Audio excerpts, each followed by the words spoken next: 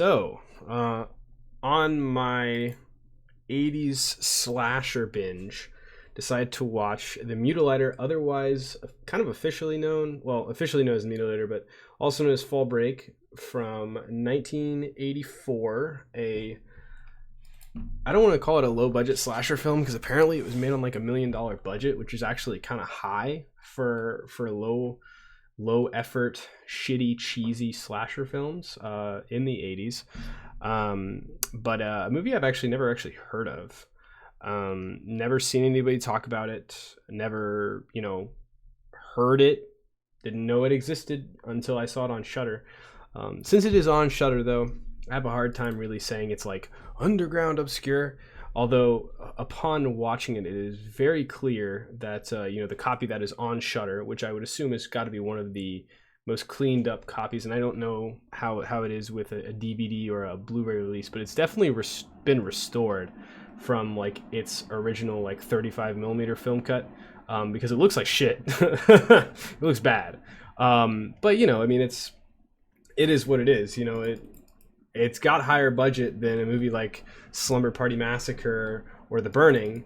But with that said, I don't know. I feel like it didn't get as much attention, or like as much care as those movies respectively. Because, if you were to tell me that this movie had a $200,000 budget, I probably would have believed you. A movie like Last House on the Left had like what, a $70,000 budget. Yeah, this movie, the shooting itself of the movie is not good. The lighting is trash. The acting is really fucking bad. The delivery is garbage. None of the characters, no, there's not a single character in this movie that stands out by like true performance. Really, there's no final girl, or there is, but they don't do anything like really significant. Technically she does save the day and ultimately defeat the bad guy, but not like in any significant way like a final girl in a Friday the 13th movie would, or a final girl in just your traditional slasher movie that is the quiet, not very intimidating, unassuming girl that has to step up and fight for her life, but yeah, it's just bad all around the board. I can give it a few things though. The story itself is stupid and just doesn't really make sense, but it's different. It's unique. All right, the setting, it takes place primarily at a beach house. Not the most common setting for a slasher film, so I can give a little bit of kudos there. It's not in the woods or, at a cabin, or I guess technically it could be a cabin. It's the cabin in the woods version. Like a cabin in the woods at the beach would just be a condo, which anyway, yeah, takes place at a beach condo, but it's about a boy at the very beginning of the movie is cleaning his dad's guns out of his gun cabinet on his birthday. And, him being the 7-year-old or however old he was, small child, he's curious about daddy's big gun collection. And I want to say inexplicably, but he's a little kid. He takes the gun, right? And he is in a whole nother room. His mother is in the kitchen, into the room adjacent, and he just decides to like kind of hold it out, and he pulls the trigger, which come on, you're a kid, you're cleaning your dad's guns, you've obviously seen him use them before, I would assume. Maybe you've never shot them yourself, but even though you're 6, 7, 8 years old, however young you are, you gotta know, like, don't pull the trigger. What do you think? Are you young enough to assume the safety's on? I don't know, but he shoots the gun. And the most ridiculous part is it is like a fucking, the bullet penetrates and wall bangs his mom right in the fucking gut, like right in the heart, and she bleeds out. Like, what? Like, absolutely ridiculous. Crazy. I'll give it, it's a slasher film, you're not going to expect much out of it. I'll give it a little bit of brownie points for a ridiculous intro. And my favorite part is the only dialogue in that entire scene is the kid saying, "Ma, mama, mama." Whenever he sees that he just fucking fatally wounded he wall banged his mom. I mean, um, and the dad comes home and doesn't say anything to the kid, and like I'm just trying to piece this together, right? So you come home and the first thing you see in your living room is your wife bleeding from a gunshot wound and your son huddling over her. I don't think he was crying, but like he instantly assumes that he's the one, like the kid shot his mother, like without even a cross out. I would have thought, maybe somebody broke in, there could have been some sort of foul play. I don't know. I would not have instantly thought of that. All right, I would be in shock personally, but like he like kind of comes at the kid and like gets a little mad, but once again there's no dialogue. He doesn't audibly say anything. He just grabs a bottle of liquor and sips up and kind of, I don't know, I guess we're just given the appearance of him sulking and being pissed at his son for, accidentally killing his mother. And yeah, that's the setup basically. You fast forward, the kid seems to have grown up normal, even though that has to be one of the most traumatizing situations for a young child imaginable. But I guess he didn't see it happen. Maybe he just kind of shot the gun and then walked over there and saw that she was bleeding. It's not like he saw the bullet, direct impact her. But he grows up normal. At least, it appears he's just a college kid. He's got some friends who want to go to fall break. And, like, I guess the thing is, he keeps in contact with his father, who is, a drunk or whatever. And it probably, that situation, in the movie, they want you to think that it soured the relationship between the two. And, I guess, whatever. The dude's like 8 years old. So, anyway, guy's a shitty parent, clearly. And he calls him up and is like, "Hey, can you come shut off my vacation home for the winter?" Like, because it's in like North Carolina. I thought it was in like California, but actually I'm a dumbass because it says Atlantic Ocean everywhere. But yeah, he goes in, wants him to like turn off all of the heating and like put antifreeze in the pipes and all that bullshit. Just close it up for the winter. And basically they decide, all right, we want something to do for fall break. Let's go to the beach, stay in his condo. And it sets up to be pretty standard slasher. It's a group of 6 people, young adults, promiscuous, bit of nudity. But the killer himself is the father, which it's different, I guess. But like the motive is just so stupid, and like it'd be one thing if it'd be cliche, but still it would make more sense if the father never spoke to the kid again, and like it was like a spooky realization, like maybe the father was completely estranged, changed his identity, left him a note or something to tell him to come look, or maybe there was like a deed to like come get the cabin. But no, it seems like he kept in contact with his dad the whole time, and it was just a bad case of my old man gives me shit, or my dad has an alcohol problem. It seemed like he was very much still in the picture. He was probably the kid, the father who raised him his whole life.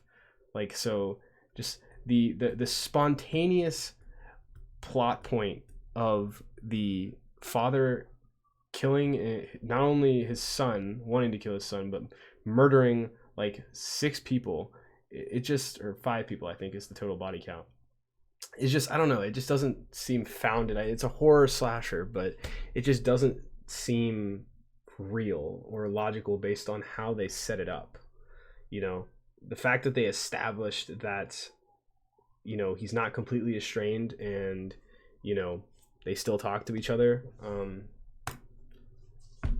on a routine enough basis to where like he has his phone number and shit, and like he is able to recount stories and like all of the bullshit, like whenever his friends come over to the house and like look at all like the knickknacks and shit that he has.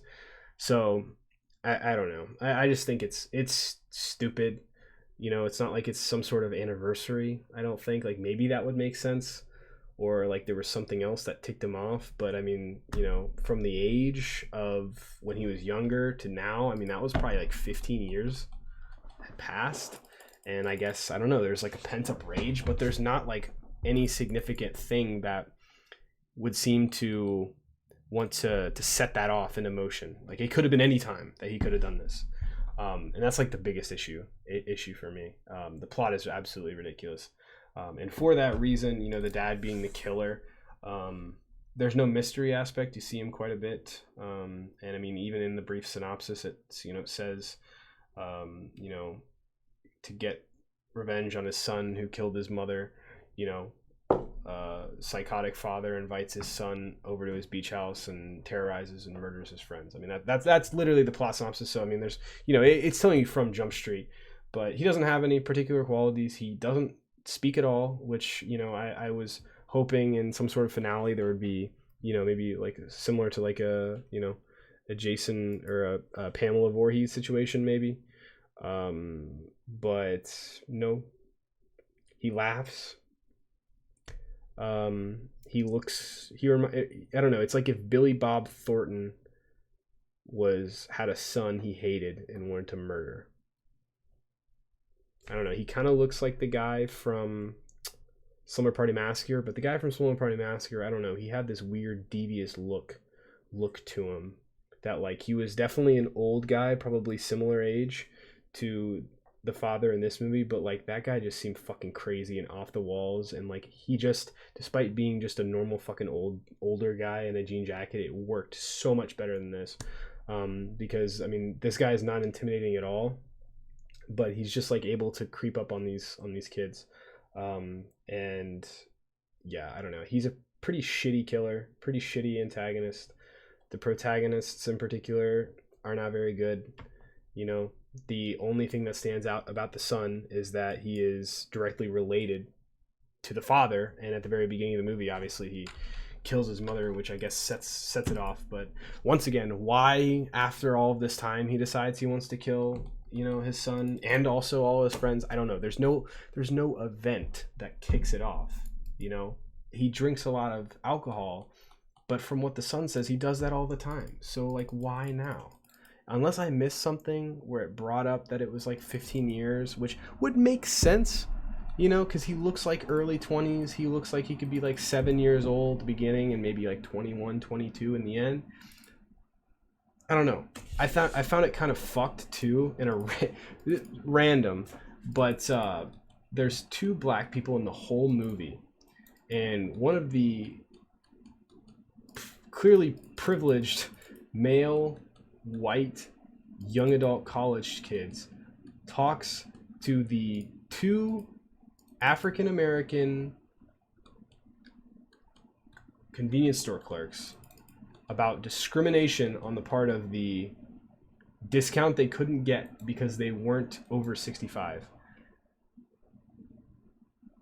What? And I mean, this isn't 1967, but it's 1984. I mean, racism is still alive now and was very much alive back then. That jumped out to me, and I was like, the fuck? But yeah, the one thing I can give this movie, though, that I think the movie does actually do well and is a bit of a highlight, is the gore. The kills themselves are kind of wonky, but the gore effects, you know, there's a lot of splatter to be found. And if you like guts, you know, there's a decapitation, there's some impalements. The very end, the ending, in my opinion, is okay. It's not bad. But the father gets cut in half, which was kind of cool. I did enjoy that part a little bit, even though it's absolutely ridiculous how he kills the police officer as he's already cut in half. And so, yeah, the kills themselves are okay. You know, the execution of them is not great, but the gore effects, I can say that is something that not only is it okay, it's better than okay. The gore effects are good, all things considered.